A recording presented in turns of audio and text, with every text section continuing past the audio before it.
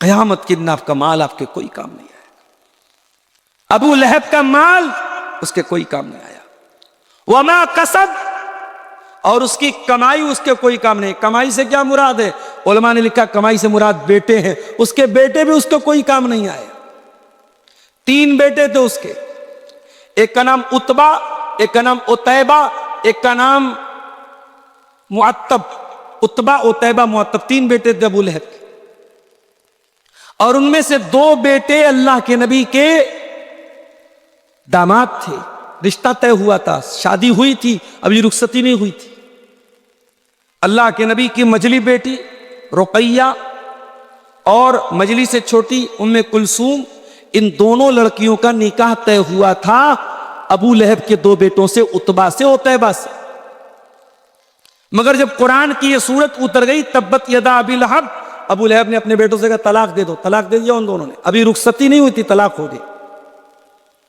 अब बाद में जो उतबा था वो तो ईमान ले आया, वो सहाबी हो गए उतबा।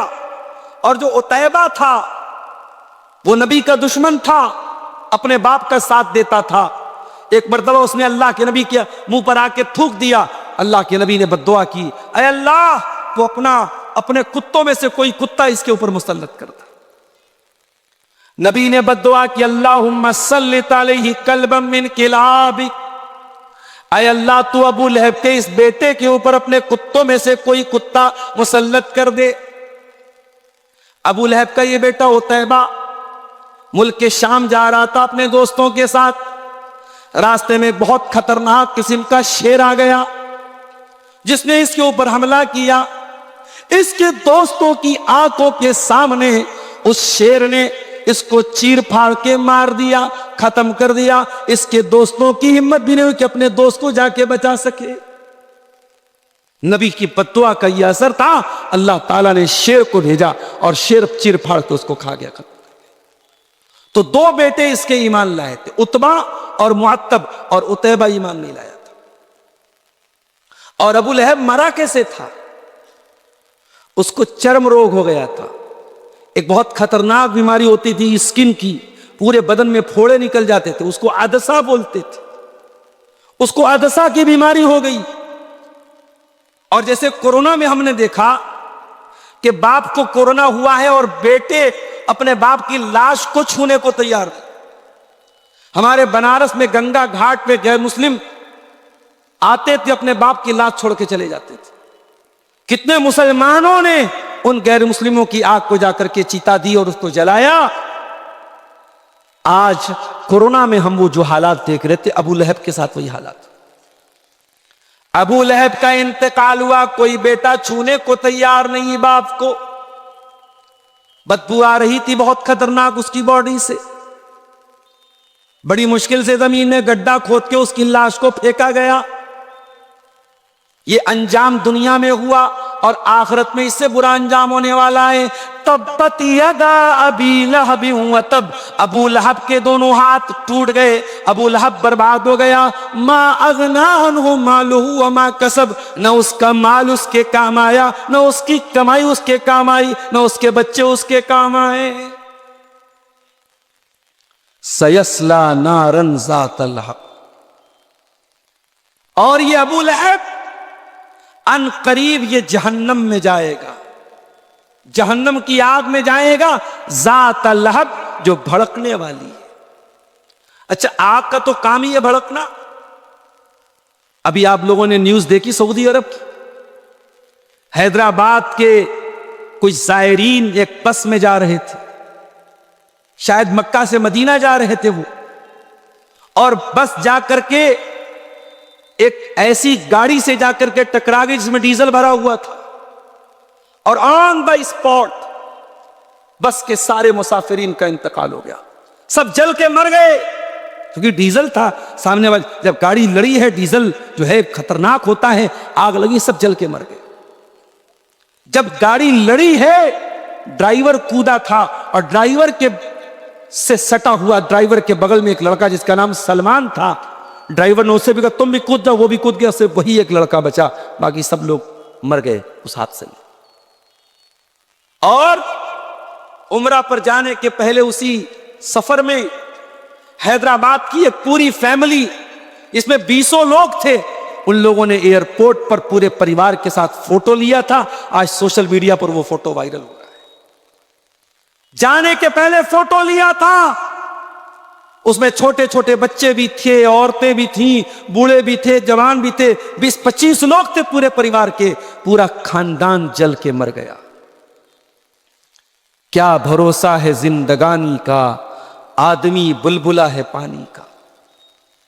एक हादसा होता है, इंसान दुनिया से चला जाता है, सिर्फ उसकी यादें रह जाती हैं, उसकी फोटो रह जाते हैं। उसका फेसबुक अकाउंट है, आज कोई चलाने वाला नहीं। उसका बैंक अकाउंट है, आज उसको कोई और इस्तेमाल कर रहा है, उसकी चीजों को कोई और इस्तेमाल कर रहा है। यही हकीकत है मेरे प्यारे साथियों।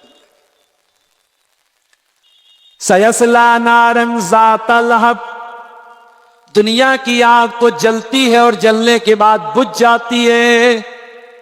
लेकिन है मेरे बंदो, एक आग ऐसी भी है जो कभी बुझने वाली नहीं है, कभी ठंडी होने वाली नहीं है। सयस्ला नारन ज़ाता लहब, अबू लहब उसी आग में जाएगा जो हमेशा भड़कती रहेगी, जो कभी बुझेगी नहीं, कभी खत्म नहीं होगी। दिल्ली में कार में विस्फोट हुआ, सीएनजी की कार थी। अभी हमारी सुरक्षा एजेंसियां तहकीक कर रही कि विस्फोट कैसे हुआ। हकीकत अल्लाह बेहतर जानता है। लेकिन आप गौर कीजिए, जब आग लगती है दुनिया में और कोई जलता है, एक बार जलता है, एक बार उसकी चमड़ी जलती है, उसके बाद या तो वो मर जाता है या बच जाता है। जलने की तकलीफ एक बार होती है, मगर जहन्नम की आग दुनिया की आग से ज्यादा खतरनाक होगी। वो सीएनजी की आग नहीं होगी, वो डीजल की आग नहीं होगी। फरमाया या अय्युहल्लज़ीना आमनू कू अनफुसकुम व अहलीकुम नारा, ऐ ईमान वालो बचाओ अपने आप को और अपने घर वालों को उस आग से जिसका ईंधन इंसान और पत्थर होंगे, जो सीएनजी से नहीं जलेगी, जो डीजल से नहीं जलेगी, जो एलपीजी से नहीं जलेगी, जो पेट्रोल से नहीं जलेगी, जो इंसानों से जलेगी, जो पत्थरों से जलेगी। दुनिया में एक बार जलने की तकलीफ होगी, जहन्नम में बार बार जलाया जाएगा। कुल्लमा नज़िजत जुलूदुहुम बद्दलनाहुम जुलूदन गैरहा, ऐ जहन्नमियों तुम्हारी चमड़ी एक बार जलेगी, हम दोबारा नई चमड़ी चढ़ा देंगे ताकि बार बार तुम्हें जलने की तकलीफ हो, जो तुमको जो जलने का जो दर्द होता है वो बार बार तुमको दिया जाए। ऐ जहन्नमियों, एक बार जलोगे तो तकलीफ हो करके खत्म हो जाएगी, बार बार जलाया जाएगा, बार बार तुमको तकलीफ दी जाएगी। ओ दुनिया वालों, हम दुनिया की आग से अपने आप को बचाते हैं। हमारे बदन में कहीं चिंगारी लग जाए, जरा सा आग से जल जाए, हम फौरन उस पर मलहम लगाते हैं, ऑइंटमेंट लगाते हैं, कोई ऐसी चीज लगाते हैं कि जलने का निशान न रहे, जलने की तकलीफ खत्म हो जाए। मेरे प्यारे भाइयों, तुम दुनिया की आग में, दुनिया के गर्म पानी का अगर एक बूंद तुम्हारे हाथ पे गिर जाए तुम बर्दाश्त नहीं कर पाते हो। तुम जहन्नम का खौलता हुआ पानी और जहन्नम की आग कैसे बर्दाश्त करोगे मेरे प्यारे साथियों। इसीलिए अल्लाह कुरान में कहता है, इन जहन्नम कानत मिरसादा, ऐ मेरे बंदो जहन्नम इंतजार कर रही है, जहन्नम घात लगा के बैठी है, अपने आप को जहन्नम की आग से बचा लो। दुनिया की आग से 70 गुना ज्यादा खतरनाक होगी जहन्नम। सयस्ला नारन ज़ाता लहब, अल्लाह कुरान में कह रहा है अबू लहब जहन्नम में जाएगा। अच्छा, यहां एक पॉइंट की बात बताऊं, यह सूरत कब नाजिल हुई? अबू लहब की जिंदगी में नाजिल हुई। अबू लहब अभी जिंदा है, मौजूद है, बाकी है, और कुरान की यह आयत उतर के क्या कह रही है? अबू लहब जहन्नम में जाएगा। इसका मतलब यह हुआ कि अल्लाह ताला मुहर लगा रहा है, अबू लहब ईमान नहीं लाएगा, उसका इंतकाल, उसकी मौत कुफ्र पर होगी।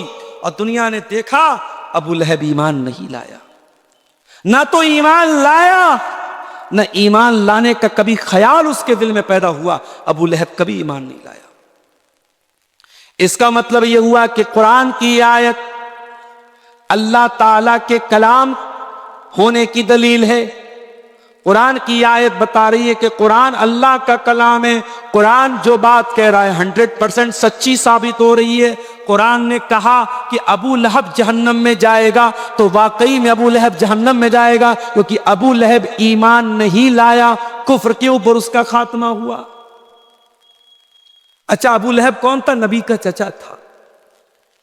आज हमारे यहाँ बिरादरी पर बड़ा नाज होता है। आपके यहाँ तो एक ही बिरादरी है, शेरशाबादी है, सुरजापुरी है। हमारे यहाँ अंसारी है, शेख है, सिद्दीकी है, फलाने हैं, ढकाने, बड़ी बिरादरी हमारे यूपी और जो है उधर उत्तर प्रदेश में चलती है। बिरादरी पर बड़ा नाज है। साहब हम तो सैयद हैं। सैयद कौन है? रसूल के खानदान के। शराब पियो, जिना करो, दाढ़ी मुंडाओ, औरतें बेहयाई करे, सैयद हैं हम तो रसूल के खानदान के। याद रखो मेरे प्यारे साथियों, ईमान नहीं लाया तो अबू लहब जो नबी का चचा था वो जहन्नम में गया। हजरत नूह अलैहिस्सलाम का बेटा अपने बाप पर ईमान नहीं लाया तो वो भी दुनिया में डूबा और आखिरत में भी डूबेगा।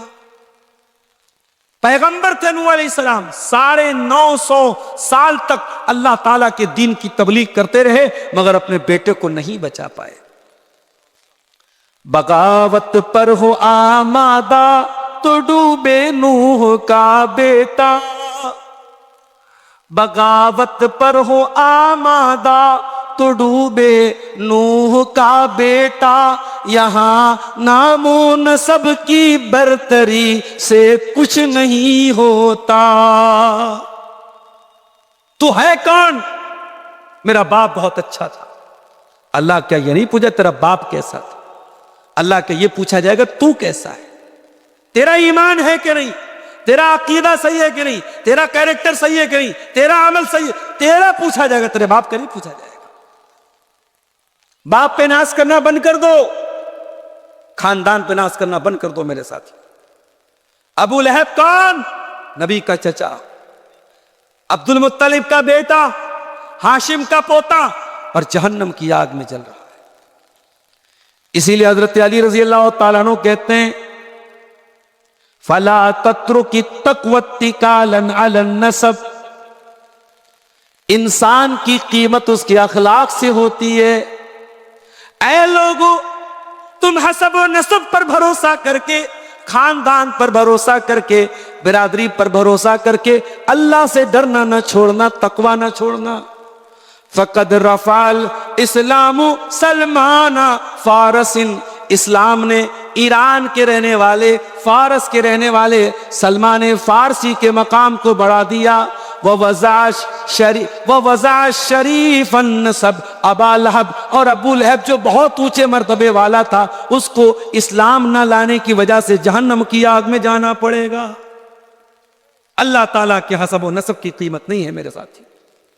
अल्लाह के कीमत अखलाक की, अल्लाह के कीमत अकीदे की, अल्लाह के कीमत अमल की। सयस्ला नारन ज़ात लहब, अबू लहब जहन्नम की आग में डाला जाएगा। और बड़े गौर से सुनना मेरे भाइयों, वमरातुहु हम्मालतल हतब।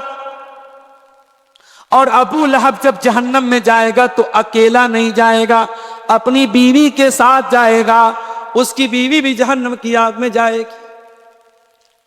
बताइए चला, अगर अबू लहब करेला था तो उसकी बीवी नीम चढ़ी थी। कहते ना, एक तो करेला ऊपर से नीम चढ़ा। अगर शौहर बुरा है तो कभी कभी बीवी नेक होती है तो शौहर को सुधार देती है। मगर यहां एक तो करेला ऊपर से नीम चढ़ा था, शौहर भी गड़बड़, बीवी भी गड़बड़। इसलिए जब रिश्ता तय करने जाओ तो बहुत सोच समझ के रिश्ता तय करो। मेरी प्यारी माँ और बहनों, जब बहू देखने जाओ तो ये मत देखो कि खूबसूरत कितनी है, ये देखो दीनदार कितनी। अल्लाह के प्यारे नबी फरमाते हैं, तुन कहल मरा तो ले अरबईन ले मालिहा वले हसबिहा वले जमालिहा वले दीनिहा। जब औरत का निकाह होता है, 4 चीजें औरत के अंदर देखी जाती हैं। माल देखा जाता है, खूबसूरती देखी जाती है, दीनदारी देखी जाती है, खानदान देखा जाता है। आपने फरमाया फज़फर बिज़ाति दीन, तुम दीनदार को लेके आ जाओ, कामयाब हो जाओ। आज क्यों घर बिगड़ रहे हैं, आज क्यों सास बहू का रिश्ता खराब हो रहा है, आज क्यों नंदे और भाभी आपस में लड़ रही हैं, आज क्यों देवरानी जेठानी के झगड़े चल रहे हैं, क्योंकि हमने पैसा तो देखा, हमने बिरादरी तो देखी, हमने लंबा चौड़ा जहेज तो देखा, हमने घर मकान तो देखा, मगर हमने दीनदारी नहीं देखी। घर में औरत लाओ तो दीनदारी देख के लाओ मेरे साथ। आजकल लव मैरिज का बड़ा मामला चल रहा है। लोग पूछते भी मौलवी साहब लव मैरिज करना कैसा है। मैं साफ साफ जवाब देता हूं, इस्लाम में लव मैरिज का कोई तसव्वुर नहीं है। इस्लाम में लव मैरिज का कोई तसव्वुर नहीं, कोई कॉन्सेप्ट नहीं है। इस्लाम में लव आफ्टर मैरिज का कॉन्सेप्ट है। पहले प्यार करो फिर शादी करो, माफ करना ये इस्लाम का कॉन्सेप्ट नहीं है। शादी करके मोहब्बत करो, ये इस्लाम का कॉन्सेप्ट है। और हां, अगर किसी को कोई लड़की खूबसूरत लग ही जाए तो इस्लाम ने तरीका बताया है। औरत इस्लाम की नजर में कोई नौकरानी नहीं है, नौकरानी से कोई भी मिल सकता है। औरत इस्लाम की नजर में महारानी। नौकरानी से मिलने के लिए कोई प्रोटोकॉल नहीं है, नौकरानी से मिलने के लिए कोई इजाजत नहीं लेनी पड़ती, मगर महारानी से मिलने के लिए परमिशन लेना पड़ता है, इजाजत लेनी पड़ती है, टाइम लेना पड़ता है, अपॉइंटमेंट लेना पड़ता है। इस्लाम कहता है और तू महारानी है। अगर कोई लड़का तुझे हासिल करना चाहता है, तुझे बीवी बनाना चाहता है, तुझे लेकर के वो कोर्ट मैरिज नहीं कर सकता, तुझे लेकर के वो घर से भाग नहीं सकता। अगर भागेगा तो ज़िना माना जाएगा, कोर्ट मैरिज करेगा तो हराम माना जाएगा। ऐ औरत, तू महारानी है और महारानी को पाने के लिए उसके पीए से मिलना पड़ता है। ऐ औरत, अगर तुझसे किसी को शादी करना है तो तेरे बाप से मिलकर के रिश्ता भेजना पड़ेगा, तेरे भाई से मिलकर के रिश्ता भेजना पड़ेगा, प्रॉपर चैनल से आना पड़ेगा, बैक डोर से नहीं आना पड़ेगा। इसलिए अपनी बहनों को भी एक पैगाम देता हूं, अगर कोई लड़का आपसे मोहब्बत का इकरार कर रहा है, रात दिन मैसेज करके आई लव यू लिख रहा है, वीडियो कॉल पर आपसे मोहब्बत का इजहार कर रहा है, इंस्टाग्राम पर आपसे मोहब्बत का इजहार कर रहा है, मेरी बहनों तुम धोखे में ना आना, तुम उसके धोखे में ना आना। वो तुमसे जिना करके तुमको जहन्नम में लेके जाना चाहता है। अरे जो तुमसे सच्ची मोहब्बत करेगा वो जिना करके जहन्नम में लेके नहीं जाएगा, वो निकाह करके, वो सही तरीके से निकाह करके तुमको अपनी शरीक हयात बनाएगा, अपना लाइफ पार्टनर बनाएगा और तुमको जन्नत में लेके जाएगा। अब ये तुम सोच लो मेरी बहनों कि तुम्हें अपनी जिंदगी में साथी कैसा चाहिए, जन्नत में लेके जाने वाला हम सफर चाहिए या जहन्नम में लेके जाने वाला साथी चाहिए। अब तुम तय कर लो, तुम्हें क्या करना है। अबू लहब बर्बाद हुआ और उसकी बर्बादी के पीछे उसकी ये बीवी का भी रोल था। अगर उसको बीवी कैसे मिलती, हजरत आसिया के जैसी बीवी मिलती, तो शायद अबू लहब का अंजाम इतना बुरा ना होता। आसिया कौन थी? फिरौन की बीवी थी। फिरौन कौन था? बहुत बड़ा जालिम था, बच्चों का कातिल था, मगर उसकी बीवी ईमान ले आई। फिरौन की बीवी हजरत मूसा अलैहिस्सलाम पर ईमान ले आई, और जब ईमान लाई फिरौन ने उसको जेल में डाल दिया, हाथों में जंजीर डाल दी गई, पैरों में बेड़ी डाल दी गई। अल्लाह की ये बंदी अपने रब पर ईमान लाने की सजा में अपना महल छोड़कर, अपने तख्त व ताज को छोड़कर, अपनी आरामदेह गद्दी को छोड़ के आज कैद खाने में है, जेल खाने में है। उसके हाथों में जंजीरें डाली गई हैं, उसके पैरों में जंजीरें डाली गई हैं, पूरा बदन लहू लुहान है। और अल्लाह की वो बंदी फिरौन के जेल खाने से दुआ करती है, और उसकी दुआ को अल्लाह ताला कुरान में बयान करता है। ज़रबल्लाहु मसलन लिल्लज़ीना आमनु इम्रात फिरऔन। ऐ ईमान वालो, मैं तुम्हारे लिए मिसाल बयान कर रहा हूं, तुम्हारे लिए आइडियल बना रहा हूं, तुम्हारे लिए आदर्श बना रहा हूं फिरऔन की बीवी आसिया को।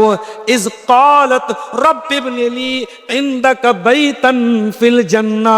जब फिरौन की बीवी दुआ करती है, हजरत आसिया दुआ करती है, ऐ अल्लाह तू जन्नत में मुझे एक महल अता फरमा, व नज्जिनी मिन फिरऔन व अमली, और मुझे फिरौन से बचा ले, मुझे फिरौन के अमल से बचा ले, व नज्जिनी मिनल कौमि ज़ालिमीन, मुझे जालिमों से बचा ले। अल्लाह अकबर। तो अल्लाह ने दोनों एग्जाम्पल हमारे सामने पेश कर दिया। मेरी प्यारी माँ और बहनों, अल्लाह ने दोनों मिसालें पेश कर दी। अब तुम तय कर लो, तुम्हें फिरौन की बीवी आसिया के जैसा बनना है या अबू लहब की बीवी उम्मे जमील के जैसा बनना है। अबू लहब की बीवी कैसी थी? हम्मालतल हतब, लकड़ियों को उठाया करती थी। उलमा ने लिखा लकड़ी को उठाने का दो मतलब है। एक मतलब तो यह चुगलखोर थी, रिश्तों में दरार डाला करती थी, लकड़ी डाला करती थी, रिश्तों को तोड़ा करती थी। इसलिए अल्लाह ने उसको हम्मालतल हतब कहा। ऐ मेरी प्यारी मां बहनों, अगर हो सके तो रिश्ता बनाने वाली बनना, रिश्ता तोड़ने वाली कभी ना बनना, वरना अबू लहब की बीवी के साथ तुम्हारा हशर होगा। चुगलखोर न बनना, रिश्तों में दरार डालने वाली न बनना, अगर हो सके तो मिलाने वाली बनना। कभी किसी की दुश्मनी में नफरत का पेट्रोल मत डालना, कभी नफरत का जहर मत डालना। इसीलिए अल्लाह के नबी फरमाते हैं, अगर आपस में झगड़ा हो जाए, उस झगड़े को जो बढ़ाता है, अल्लाह के नबी ने फरमाया यल हालिका, रिश्तों को तोड़ना, रिश्तों को काटना, ये इंसान की नेकियों को खत्म कर देता है, रिमूव कर देता है, मिटा देता है, दीन को मिटा देता है, इस्लाम को मिटा देता है। और अगर कोई रिश्तों को जोड़ता है, मेल मिलाप कराता है, इस्लाह कराता है, अल्लाह के नबी ने इसको नमाज से बेहतर कहा, सदका से बेहतर कहा, जिहाद से बेहतर कहा।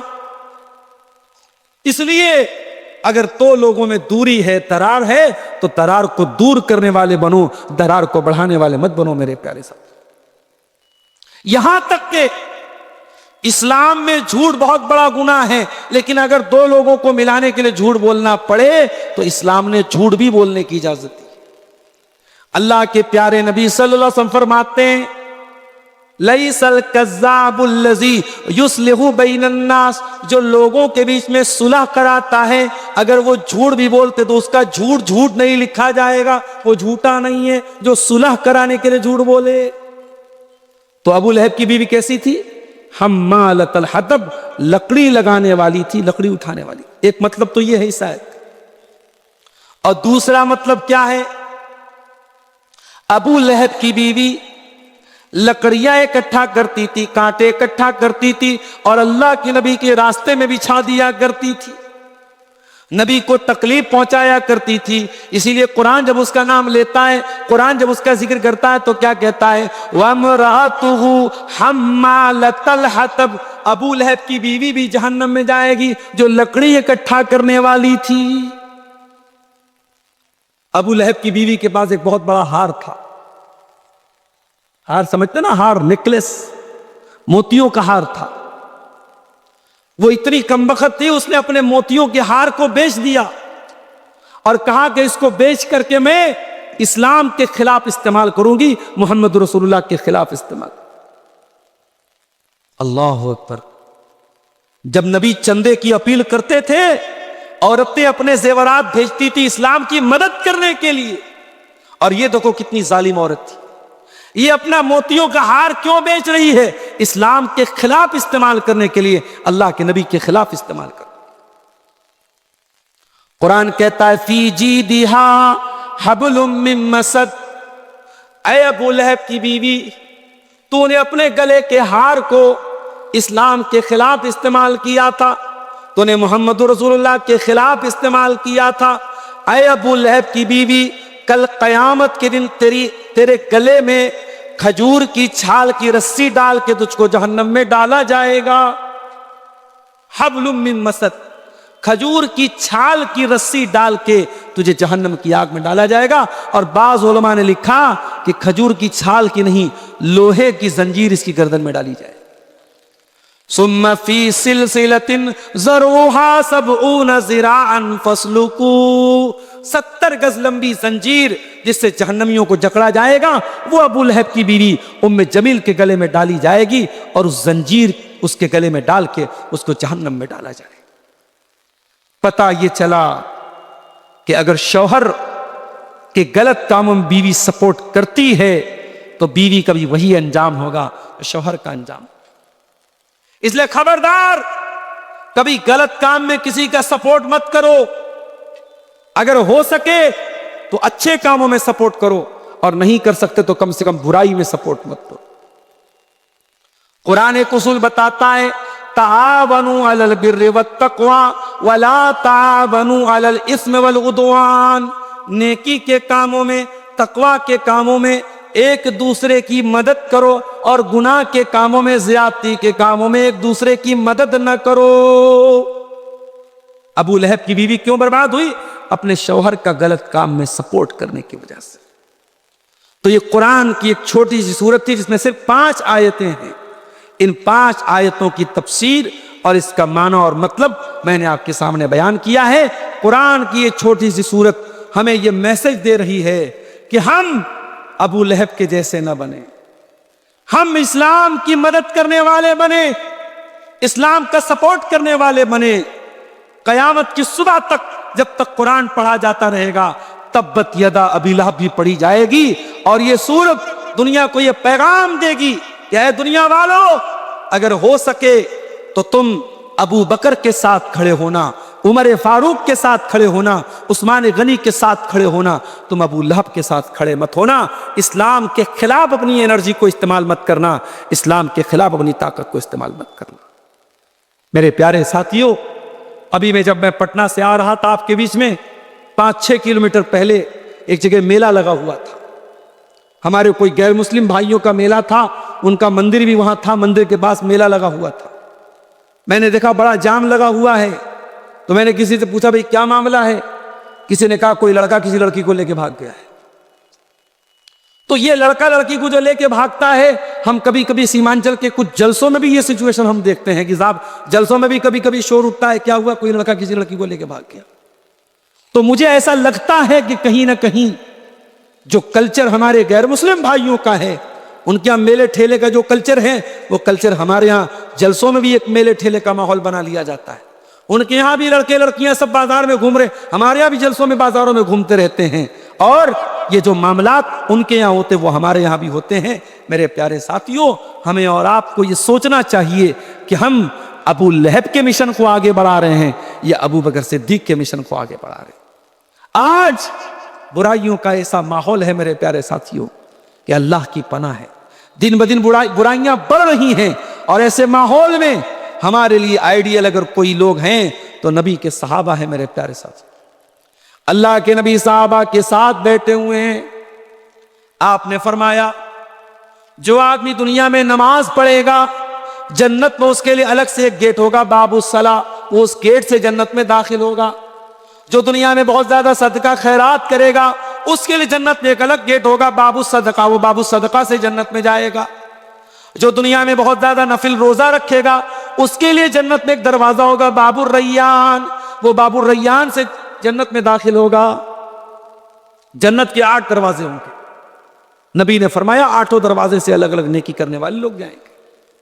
हजरत अबू बकर सिद्दीक ने कहा, ऐ अल्लाह के नबी, क्या कोई ऐसा भी होगा, कोई ऐसा अल्लाह का खुश नसीब बंदा भी होगा जिसको 8 दरवाजों से बुलाया जाए, जो सदका खैरात भी खूब करने वाला हो, नमाज भी खूब पढ़ने वाला हो, अल्लाह की राह में जिहाद करने वाला भी हो, रोजा रखने वाला भी हो। ऐ अल्लाह के नबी, क्या कोई ऐसा भी होगा जिसको 8 दरवाजे से बुलाया जाएगा?